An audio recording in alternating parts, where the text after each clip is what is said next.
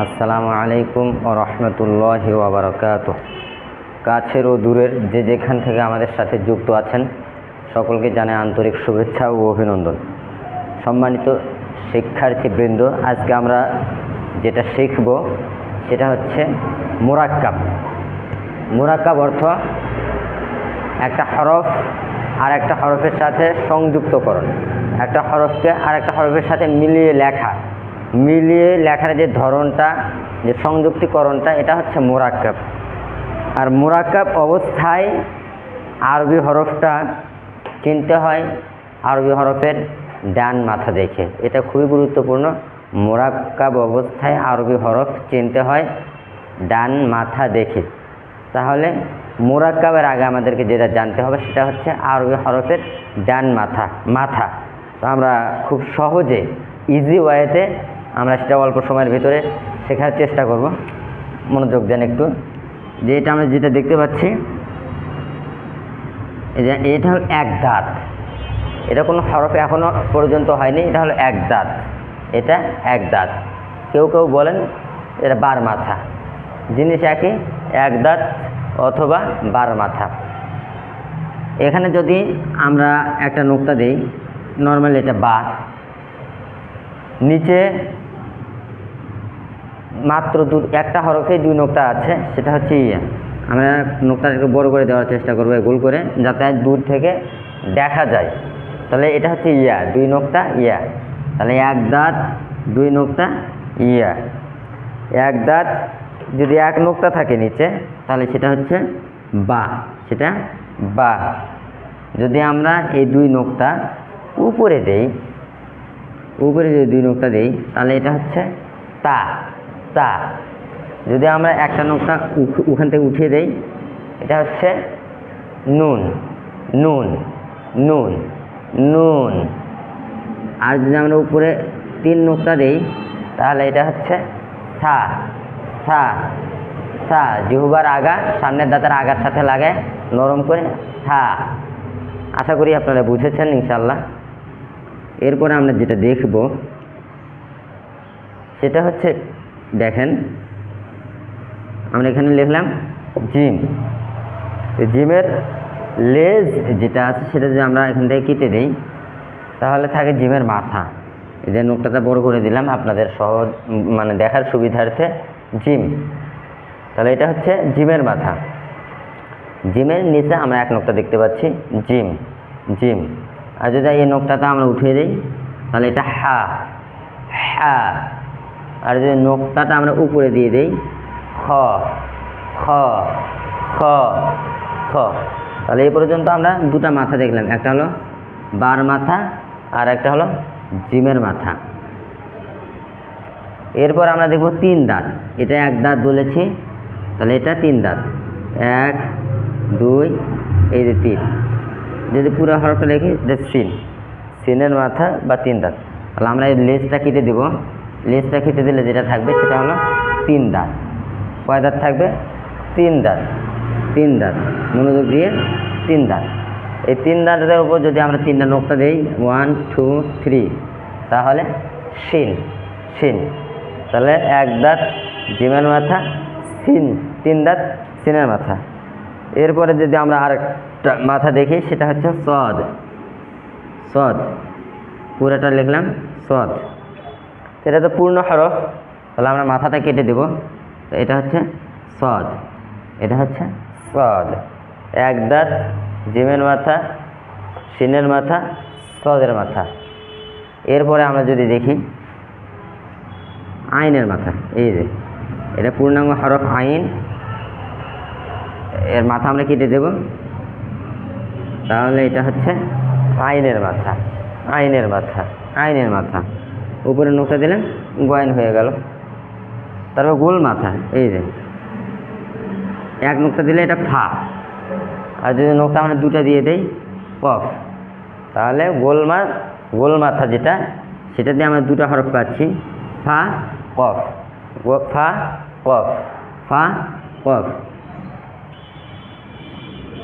তারপরে যেটা আমরা দেখব সেটা হচ্ছে, আমরা নর্মালি এটা ফুল হরফ লিখলাম হা। এটা আমরা বিভিন্নভাবে হার মাথাটা এইভাবে লেখেন, আবার এইভাবে লেখেন, এইভাবে লেখেন। এটা নিয়ে আমরা সামনে কথা বলবো ইনশাল্লাহ। হার মাথা, তো বেসিক্যালি এই বিষয়গুলো আমাদের আরবি হরফ চেনার ক্ষেত্রে খুবই সাহায্য করবে ইনশাল্লাহ। তাহলে আমরা যেটা দেখলাম, এক দাঁত, তারপরে জিমের মাথা, এরপরে আমরা এখানে লিখেছিলাম 3 দাঁত, এরপরে সোয়াদের মাথা, তারপরে হামজা আইনের মাথা, এরপরে গোল মাথা। তো এই এক মাথা দিয়ে আমরা নর্মালি 5টা হরফ পাবো, 5টা। এই যে বা, তারপরে এই যে নুন, এই যে ইয়া, তা, সা, 5টা হরফ। আমরা আলাদা আলাদা দেখবো। আবার এটা দিয়ে 3টা হরফ, এতে জিম, নোক্তা না থাকলে হা, উপরে থাকলে ক, সিন আছে সিন, সোয়াদ আছে দদ। এখানে 3টা, এখানে 2টা, এখানে 2টা, এখানে 2টা, এখানে 2টা, ফা কফ। এইভাবে আমরা সহজেই আরবি হরফের পরিচয়গুলো পেতে পারি ইনশাল্লাহ।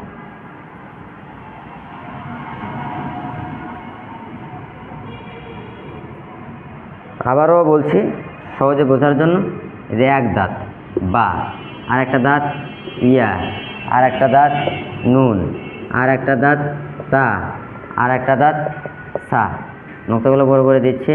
সা, তা, নুন, ইয়া, বা। ক্লিয়ার?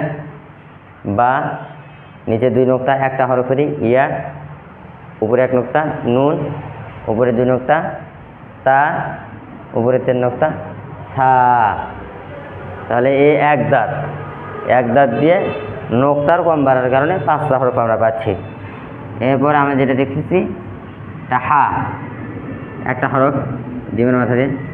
তারপর আমরা জিম পেলাম, এরপরে কি পেলাম, খ।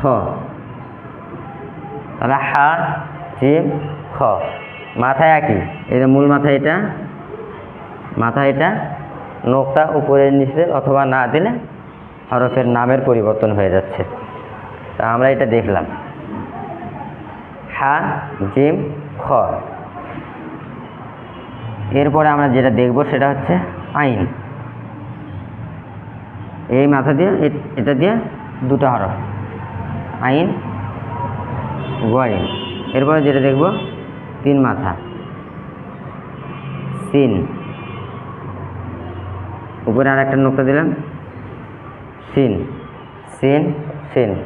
এরপরে যেটা দেখব সোয়াদের মাথা, এরপরে দেখব দোয়াদের মাথা, সোয়াদ, দোয়াদ। এই একই, তোটা নর্মালি থাকেই, তো যদি সোয়াদ আর তোয়াদের মাথা মোটামুটি দেখতে সেম, কিন্তু তোয়া হওয়ার জন্য একটা লম্বা আলিফের মতো লাগে। তো এগুলো হচ্ছে আরবি মাথার বেসিক পরিচয়। এগুলো আমাদের জন্য লাগবেই, মানে আমরা পদে পদে এগুলোর সম্মুখীন হবই। এখন আমরা যেটা দেখব আজকের আলোচনার দ্বিতীয় বিষয়, সেটা হচ্ছে একই হরফ শব্দের শুরুতে থাকলে এক ধরনের হবে, মাঝখানে থাকলে একরকম হবে, শেষে থাকলে আর এক রকম হবে। আমরা উদাহরণত একটু বোঝানোর চেষ্টা করছি, এটা একটু জটিল। আমি এটা নর্মালি লিখলাম হা, হা। এটা দিয়ে আমরা দেখব এই হাটা যদি কোনো শব্দের শুরুতে থাকে এভাবে থাকবে, যদি মাঝখানে থাকে, না আগেও হরফ আছে পরেও হরফ আছে, মাঝখানে যদি হা হরফটা থাকে এরকম থাকবে, আর শেষে থাকলে এরকম থাকবে। তাহলে আমরা একটু দেখে দিলাম, এই যে হা মূলত এমন, শব্দের শুরুতে থাকলে এমন থাকবে, শেষে থাকলে এমন থাকবে, মাঝখানে থাকলে এমন থাকবে, শেষে থাকলে এমন থাকবে। এইভাবে বেশ কিছু হরফ আছে যেগুলো আমরা দেখাবো। বা থেকে শুরু করে, এই যেটা বা পূর্ণ হরফ, এটা বা শুরুতে থাকলে এরকম থাকবে, আর মাঝখানে থাকলে এইরকম, এই যে বা, আর শেষে থাকলে পূর্ণ বাই থাকবে। তাহলে যে এই যে আমরা দেখতে পাচ্ছি বা বা বা, এ বা দিয়ে নোক্তার কম বেশি 5টা হরফ পাচ্ছি, বা, তা, থা, তারপরে ইয়া, নুন। তারপরে যদি আমরা জিমের দিকে তাকাই, জিম, তাহলে এই জিমটা শুরু থাকলে এরকম, মাঝখানে থাকলে যেটা হবে সেটা হচ্ছে এরকমই, আর শেষে থাকলে পূর্ণাঙ্গ জিমই থাকবে ইনশাআল্লাহ।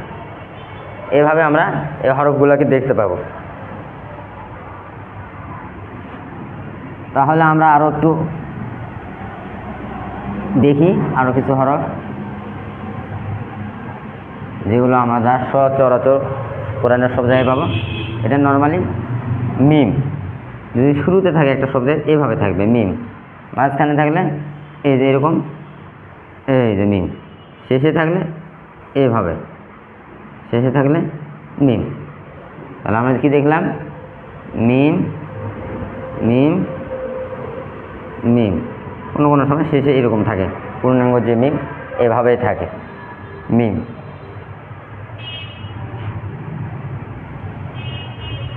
তাহলে আজকের পাঠ যেটা মুরাক্কাবের একদম আমরা শেষ পর্যায়ে চলে এসেছি, একটু মনোযোগ লাগবে। তাহলে আমরা দেখি, এটা হলো একটা দাঁত, যদি আমরা উপরে নোক্তা দেই নুন, আবার যদি এটা ফুল একটা হরফ লিখলাম ফা, নুন ফা, মিলে যাচ্ছে কিন্তু। আবার আমরা যেটা করব, উপরের নোক্তাটা উঠিয়ে দিয়ে নিচে একটা নোক্তা দেব, তাহলে কি হবে? বা ফা, বা ফা। এরপরে যদি আমরা এখানে আরেকটা নোক্তা যুক্ত করি, ইয়া ফা, কমপ্লিটেড। এরপরে যদি আমরা উপরে তিনটা নোক্তা দেই, সা, সহজ। এভাবে আমরা এখানে যদি একটা নোক্তা দেয়, দুইটা নোক্তা দেই, কফ, কফ, একটা নোক্তা থাকলে ফা, দুটা নোক্তা থাকলে কফ। এভাবে আমরা আরও কিছু উদাহরণ দেখব ইনশাল্লাহ। উদাহরণের মাধ্যমে আজকের পড়া যেগুলো আমরা পড়লাম এগুলো আরও সহজ হবে। এরপরে আমরা দেখব এই যে একটা মাথা গইন, লিখিনি এখনো, এই যে এটা আইন হয়ে আছে, এটা হা হয়ে আছে, আইন হা, আইন হা, আইন হা। উপরে নোক্তা দিলাম গইন, এখানে উপরে নোক্তা দিলাম খ, গইন খ, গইন খ। নোক্তাটা যদি আমি এখানে না দিই, নিচে দেই, নিচে দেই গইন জিম, গইন জিম, গইন জিম।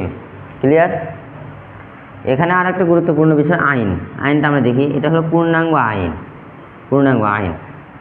এতে তো সহজ। এটা এই আইনটা যখন কোনো শব্দের শুরুতে থাকে তখন থাকে এইভাবে, মাঝখানে থাকলে এই যে দেখেন, এই যে এই যে এই যে, আর শেষে থাকলে কমপ্লিট আইনই থাকবে।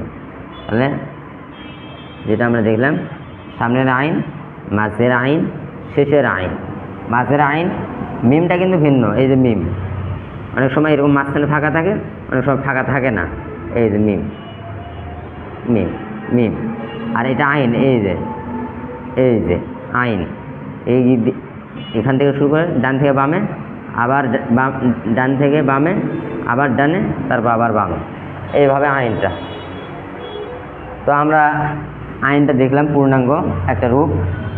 আশা করি আর কোনো ধরনেরই সমস্যা আরবি হরফ চিন্তা আপনাদের থাকবে না। গয়েন খ দুটা করে শিখছি। তারপরে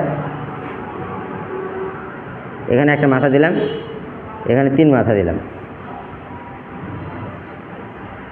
এখানে 3টা নোক্তা দিলাম, সা, সা। আর এটা হয়ে গেছে সেন। এখানে যদি আমরা 3টা নোক্তা দিই তাহলে এটা হবে শিন, সা শিন, সা শিন। যদি এখান থেকে একটা নোক্তা কমায় দেই তাহলে তা শিন, তা শিন। আরও একটা নোক্তা যদি কমায় দেই, নুন শিন, নুন শিন, ইজি।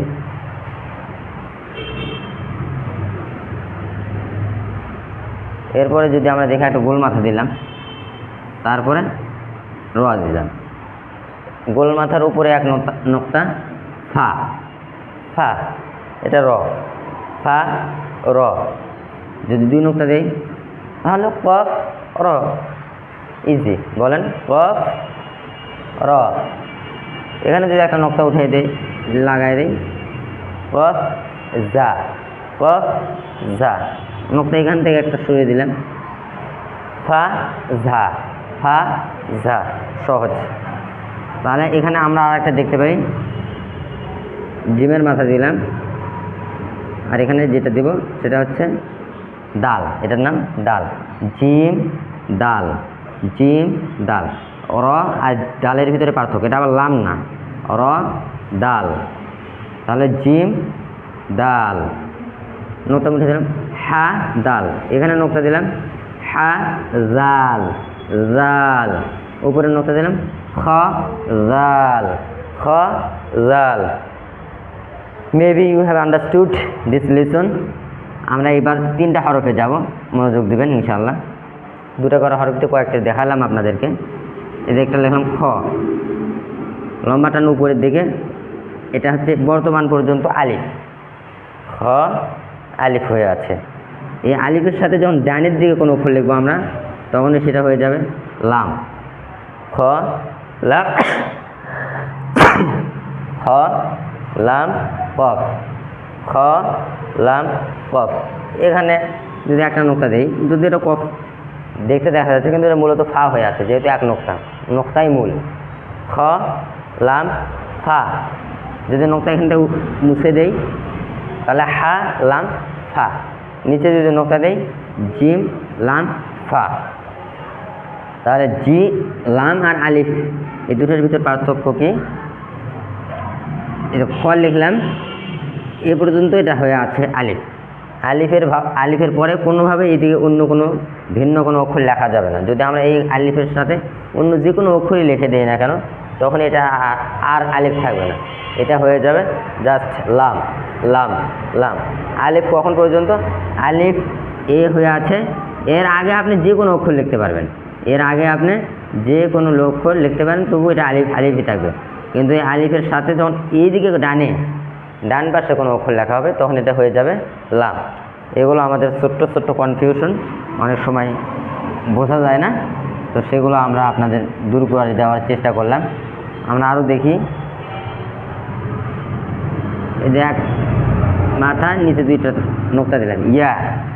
এরপর যেটা লিখবো সেটা একটু বলেন তো দেখি, কি বললাম? আইন, আইন। এরপর যদি লিখি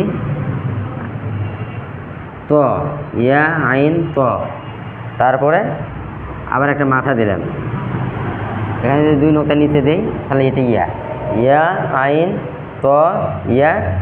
আবার আমরা পূর্ণাঙ্গ একটা কাফ, যেহেতু শেষে আছে পূর্ণাঙ্গ কাফ, ইয়া আইন ত ইয়া কাফ, ইয়া আইন ত ইয়া কাফ। এখানে যদি আমরা একটা নোকতা উঠে দেই বা হয়ে যাবে, এখানে যদি একটা নোকতা দিয়ে দেই ওয়াইন হয়ে যাবে। এখান থেকে যদি আবার একটা নোকতা উঠে দেই তাহলে ইয়া ছিল হয়ে যাবে বা, এখানে ত হয়ে আছে নোকতা দিলে হয়ে যাবে জ। এভাবে কিন্তু হরফ চিনতে হয়, আমরা চিনবো ইনশাল্লাহ। আবার আর একটা দেখি, এই যে দেখেন ফা, মূল মাথা ফা, লাম দিলাম। লাম কেন হলো? যে লম্বা টান আলিফ এর সাথে যখন আমরা এইদিকে হরফ লিখলাম তখন এটা লাম, ফা লাম। তারপরে এই যে ইয়া 2 নোকতা, আবার আইন, আবার একটা মাথা দিয়ে নিচে একটা নোকতা দিলাম, বা হয়ে গেল, ফা লাম ইয়া আইন বা, দাল, দাল, দাল, দাল বা দাল। আবার এই যে এটা প্রথমে লিখলাম হা, এরপরে যে অক্ষরটা লিখবো সেটা হলো লাম। এই যে লামটা কিন্তু ভিন্ন, আবার দালটা ভিন্ন, এই যে দাল, হা আর দাল, আর হা লাম, হা লাম, হাল হা দাল, হা দাল। তাহলে এটা আমরা অনেক সময় নতুন যারা পড়েছি আমরা মনে করি যে এটা লাম, কিন্তু এটা লাম না, লামটাই লম্বা। ঠিক আছে, আজকে আমরা কোরআন শিক্ষার যে জার্নি, এই জার্নির 2য় পার্ট মুরাক্কাব, মুরাক্কাবটা শিখলাম। মুরাক্কাব কি? মুরাক্কাবটা হচ্ছে ডানের হরফের সাথে বামের হরফের যে সংযুক্তিকরণ, মিলায়া লেখা, এই লেখাটা হচ্ছে মুরাক্কাব। তো এটার আগে আমাদের জানতে হবে যেটা, সেটা হচ্ছে আরবি হরফের মাথা, কয়েকটা মাথা আছে আরবি হরফের, এগুলো জানলেই আমরা মুরাক্কাব সম্পর্কে সহজেই ধরতে পারবো ইনশাল্লাহ। তো যদি ক্লাসটি ভালো লেগে থাকে, আপনারা অবশ্যই আপনাদের ফ্রেন্ডদের মাঝে যারা কোরআনুল কারীম শিখতে চায় ফ্রিতে, তাদের মাঝে এটা ছড়িয়ে দেবেন ইনশাআল্লাহ, এই আশাবাদ ব্যক্ত করছি। আপনাদের সুদীর্ঘ নেক হায়াত কামনা করে আজকে এই পর্যন্তই। আমাদের জন্য এবং আমাদের প্রতিষ্ঠানের জন্য দোয়া করবেন ইনশাআল্লাহ। ওয়া আখিরু দাওয়ানা আনিল হামদুলিল্লাহি রাব্বিল আলামিন। এরপরে আমরা হরকত নিয়ে পড়ব। আমাদের কোরআনুল কারীমের জার্নি শুরু হয়ে যাবে ইনশাআল্লাহ।